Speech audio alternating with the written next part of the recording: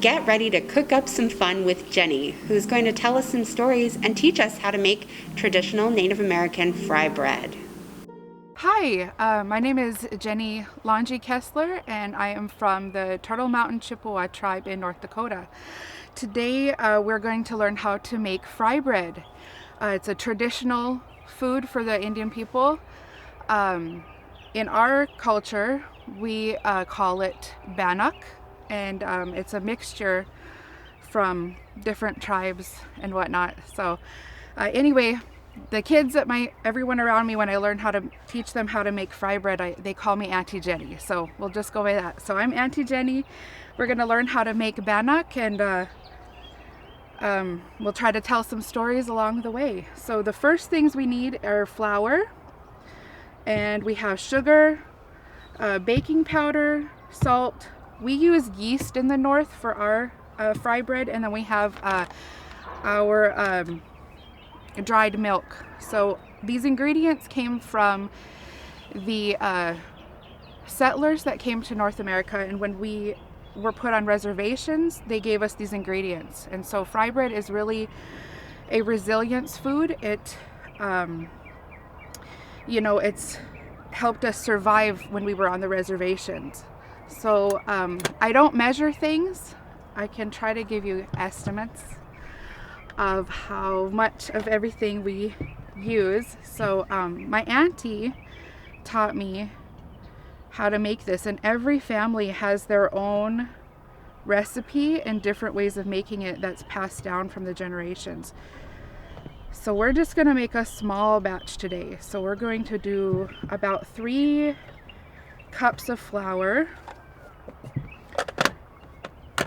Roughly, we'll do it. Yeah, I think we'll do a small batch. So we used to make this thing called at New Year's called bullets and bangs. So fry bread is just really that bread that goes with everything, right? You can use it to eat your soups and your stews. You can use it, throughout as we've progressed through the years, things have changed where they make it into buns for hamburgers. Some people put honey and sugar on it.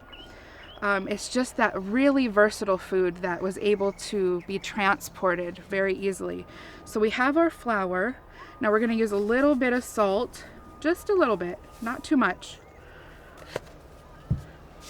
Now I know with we got the baking powder. I don't use too much of that either. It just helps to make it rise. And of course, I'm sure we'll post the link on the recipe that I used. So we'll use a little bit of sugar. That just helps offset the balance. Just like with everything, we need to balance. And there we go, we've got that. We'll just mix that up. And then we use the milk. So we use powdered milk because that's what we were given as commodities. We'll just balance that out. And then we'll add our water. And like I said, every family has their own way to make it. Some people don't use the milk, some people do. Some people use yeast, some people don't. In the South, they don't use yeast. They just use baking powder. We have the fast stuff today. So we got this rapid yeast so we don't have to wait too long. Yeah, so yeast is little living things that help make things grow. So it's an active ingredient that helps things rise. So it eats the sugar inside, and then after you add water, it just makes it rise. And we'll see that in a little bit. So we'd have to, where we got our flour, we got all of our dry ingredients, and now we're going to add the hot ingredients. So we have hot water, so you have to be careful not to touch that hot water. It only needs to be lukewarm. It doesn't really need to be boiling hot. So else it'll kill the yeast since it's alive. Just like we are. We're alive. See how it boils? The bubbles right there? I'm going to add a little bit of cold water so it doesn't kill it. Add a little cold water. We're outside. We feel like connected to our ancestors right now. Whenever I make fry bread, I always feel very connected to my ancestors. So we'll need to add our oil too. I left my oil down there. There we go, we got some oil. Sometimes if we add a little oil, it helps it from sticking. So if we add a little of that, it won't stick too bad. So here we go. Have all the grandpas and grandmas yelling at me, "Oh, your dough is too sticky. Oh, your dough is too dry." But that's how we learn, right? And it's real fun to play with. You can practice making it with your Play-Doh at home, or if you have your parents or an adult with you, they can help you make it, and then you'll get to taste the delicious fry bread. So here we go. Look at it, making a big old mess. We're gonna add a little bit more flour because it's a little bit sticky. There we go.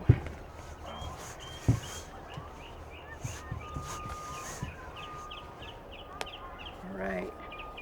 If you rub your hands together, it'll take the dough off, like so. I need an assistant. There we go. That'll keep it from sticking too much. So then when we use yeast, we'll have to let it rise for a little bit. So we knead it. Like I said, whenever I make fry bread, I always think of my ancestors, and I think of the stories that they told me about our people and the things that they've been through.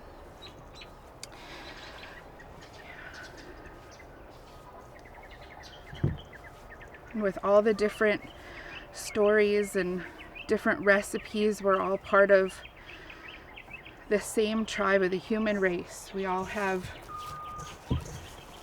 our same ingredients, and we have the same core being, but sometimes we come from different ways, and we have a little bit different ways of doing things. But there's no wrong way. It'll always turn out the way it's supposed to. So we're just gonna knead that. You don't want to knead it too much, else it'll get tough. That looks about right, and now we're gonna let it rise. We're gonna let that yeast do its job. So I'm gonna cover it with a towel. Use this towel right here, and I'm gonna make it wet with the hot water so it'll stay moist. We're gonna cover that, and we're gonna let it rise. And I'm gonna go wash my hands, and I'll be back. And we'll start the next step. So what we do now is we take you can take a little piece of your dough and test your oil to see if it's hot. And if it sizzles, that means your oil is ready. So we're going to do that. We are going to make some fry bread. So we'll take, I know in the Navajo way, they make these huge pieces of fry bread. And some people make little pieces of fry bread. I'm going to take a ball, and now sometimes I'll divide my dough into 4. So for the 4 directions, I'll do that to honor each side, right? We'll have north, south, east, and west. We'll divide those into 4. And then you'll take about a palm size of dough, and you can roll it in your hand. And now this is my own way of thinking. I had come up with this story, and it just felt right. So whenever I make it, I was always taught to think of my ancestors and think of their journey and have gratitude for everything that they've been through. And so whenever I make it, I always think of them. And I kind of just say a prayer for our future and for our children and for the nourishment of our bodies when I make this, since it was such a resilient food. And so as I hold it in my hands, I let that energy go to my bread, and then I pull it. And as I work through it, there'll be a thin spot, and that helps the oil so it doesn't bubble up too bad. Well, when that hole breaks, I feel like that's my prayer going up to the heavens going up to our grandfather so that it goes. So then we'll watch it boil and fry up. It'll start to float when it's ready.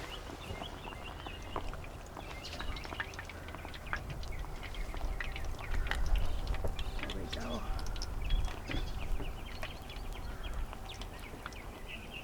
And so it'll look like that. It'll be nice golden color when it's ready. Yeah.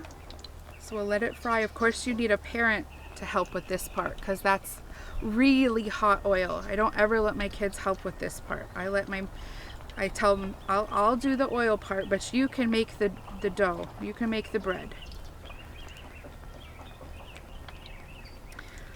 So when it floats like that, you know the inside is getting done. And you can kind of see the brown, the golden area coming around. All right, so we'll take our little piece out. Some people leave that in there, but I don't want it to smoke, so. Then we can taste it too. Let's see if it tastes okay. It'll be hot to start with, but let's see if it's good. It's actually really good.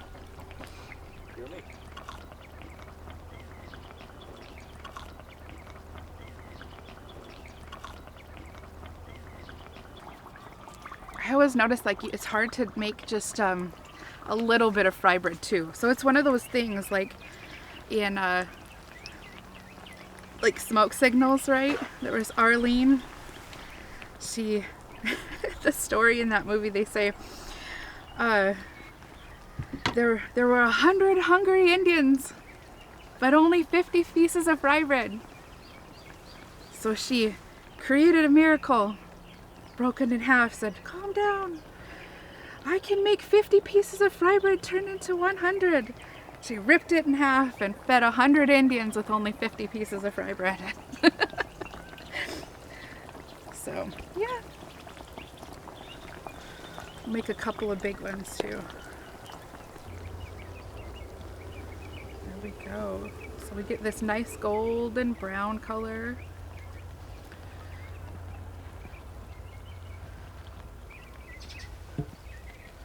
I actually like making it outside.